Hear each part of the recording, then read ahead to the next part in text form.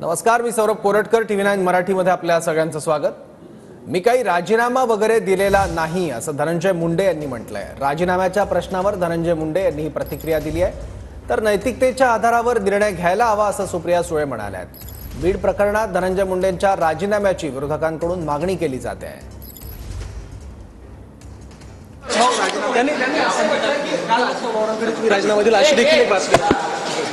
राजीनामा वगैरे दिलेला नाही।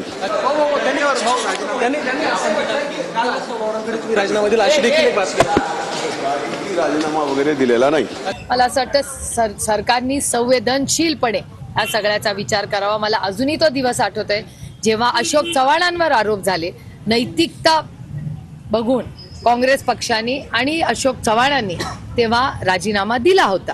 त्यामुळे आता सरकारला ठरवायचंय की त्यांनी काय करावं। मी कोणाचंच काही मागितलेलं नाही। मी एवढंच म्हणते, मी नैतिकतेने निर्णय घ्यावा असं म्हणते।